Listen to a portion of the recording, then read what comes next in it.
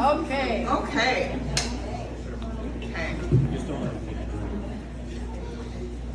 I start my day every day with my morning reads. It's a small stack of books. There's a couple of self-help, some spiritual, all of them like daily meditations. And one of them in the stack is by Henry Nouwen. He was this Catholic priest, theologian, who's written a bunch of books on the spiritual life, and he's one of my favorite spiritual writers. I love me all things Henry Nouwen. Anywho, the book that's in my stack is called You Are the Beloved, Daily Meditations for Spiritual Living. And back on September 28th, when I'm doing my daily reading, I pick up my Henry Nouwen reader, and the day's meditation basically says, the fruitfulness of our lives shows itself in its fullness only after we have died. And I'm like, huh? Like, what's up with that? I love me some Henry Nouwen, but on September 28th, I'm not sure I get what the hell he's talking about. But it gets me thinking about death and fruitfulness. I read multiple meditations every day, but this one from September 28th, it stuck around in my head. And I don't mean to be maudlin, but I'll admit I think about death a fair amount, about people I've loved who have passed away, and I have a fair amount of people who are no longer here. And that meditation gets me thinking about them, their presence and now absence, mulling over this idea of fruitfulness after death, and I can't keep up with my head because absence and death and presence morphs into presence like the gift kind, and my mind wanders and then settles into Christmas presents. And I find myself thinking about my brother Peter, who died 9 years ago, one of the people I've loved who's gone now. I start thinking about him and Christmas presents. And you'll have to trust me when I tell you it's just weird that I would think of Peter in any thought about Christmas. My brother Peter and Christmas are not things that really go together. I don't remember my brother Peter being filled with Christmas spirit. He was more a bah humbug sort. Even when it came to our family's Christmas tradition of the grab bag, he was usually at best a reluctant participant. The grab bag was the tradition our family was started by my parents. There are 7 kids in our family, and I think the tradition began because they had more kids than cash, and a grab bag where each kid picked a name and then got one Christmas present for just that one person. It's a tradition that grew as our family grew, and it's probably one of my most favorite things about Christmas. It's always exciting to see who everyone has in the grab bag, to see who has who and what they get for Christmas. My family has some really good, really generous gift givers. And I don't wish to speak ill of the dead, but my brother Peter wasn't really one of them. In any of the weeks and days leading up to Christmas, being excited about it, excited to give my gift, excited to find out who had me, I admit I never once hoped it was Peter. And I don't remember the exact year, but I'm a teenager. So I'm like 15, 16, 17. So it's Christmas, I don't know, like 1980, 1981, somewhere around there, and it's the grab bag. And it's my turn to receive. And sure enough, who has me in the grab bag? Peter. Peter has me in the grab bag. And what does he give me? He gives me a box. And I don't mean he gives me a box with a present in it. I mean the present in the box is a box. A wooden box. A box with a latch and a lid, some compartments inside. I think what it actually was a jewelry box kit. Like the box being a thing that you were supposed to stain a color and maybe line the inside with velvet and it'd be a jewelry box.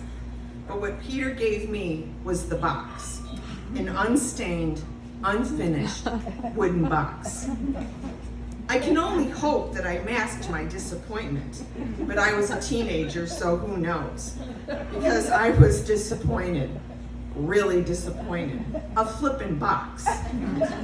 It was the lamest gift, the worst grab bag present I'd ever gotten. Maybe the worst grab bag gift of all flippin' time. And I do hope I masked my disappointment, though to be fair, he probably didn't think any more of his gift than I did. Still, I wouldn't have wanted to hurt his feelings.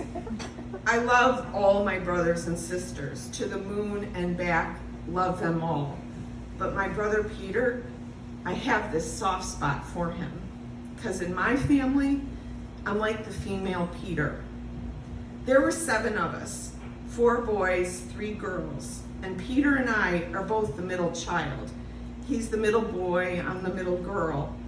And though he was 15 years older than me, we share some uncanny similarities.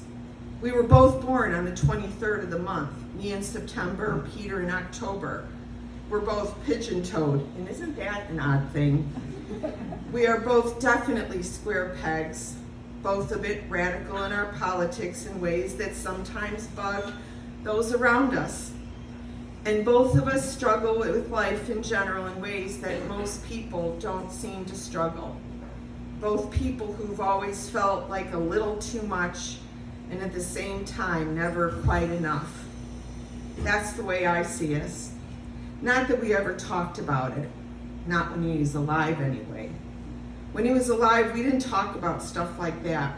When he was alive, he used to drive me a little crazy, and not just because he gave crummy grab bag gifts. Peter just never seemed to have his shit together. And goodness gracious, when he'd get on one of his political rants, he was a lot. I am too. And the things that drove me crazy about him are mostly the same things that have driven me crazy about myself.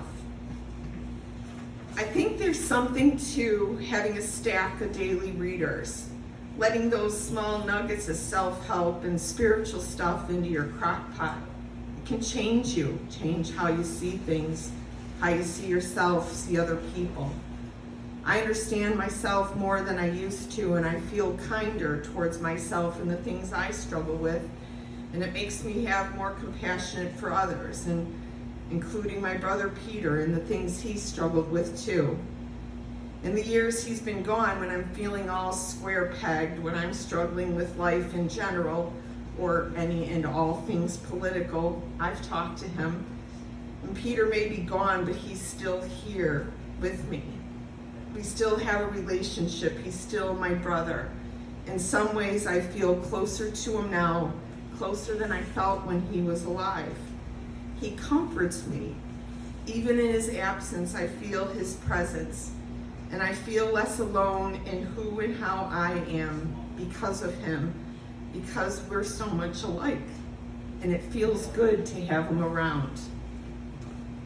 Would you believe that wooden box is still around too? I was disappointed when I received it, but I hung on to it. I used it to hold little things like little keepsakes and ticket stubs and stuff like that. And it was mine until my now grown son Michael eyed it when he was little. He wanted that box for his own little keepsakes. And the box, it's been his now for longer than it was mine, and he still has it. The soft spot where I hold my brother begins in the things I understand us both struggling with, all the ways we seem to not be able to get our shit together. But just the other morning, when I already had this story finished, I had it all buttoned up, I woke up thinking about my brother, and things about him came to mind. Peter was a really good writer. If you had to give some sort of speech, he'd be your best go-to help to write it. And his letters, they were never typical letters. They were stories really cleverly woven and written. He could be silly and fun. He liked to share what he found interesting, the things he enjoyed. He liked the racetrack and the horses, and we would go to Hawthorne Racetrack together. Peter taught me how to read a racing form, how to place bets.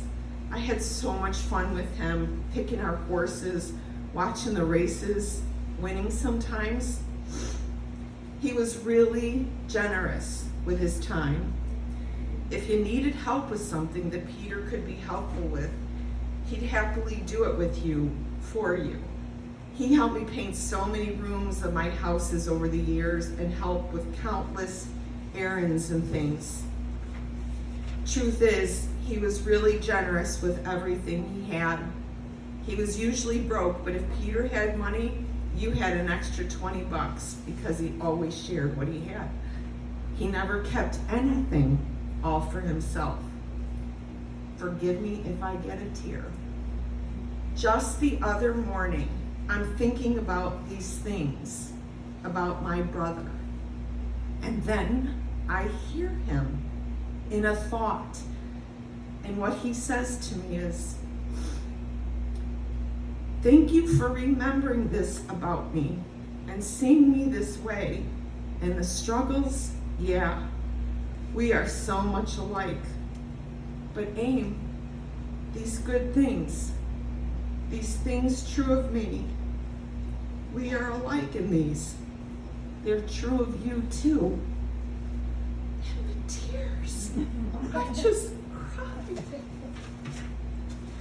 I cannot explain or express fully what it meant to remember, to really recognize those things about my brother, and to hear that they might be true of me too.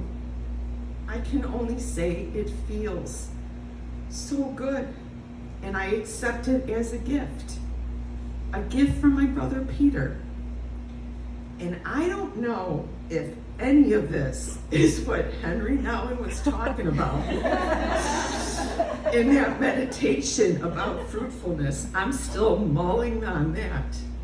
But what I do know with complete certainty is anyone who gives you a gift, you still have some 40 years after it was given to you.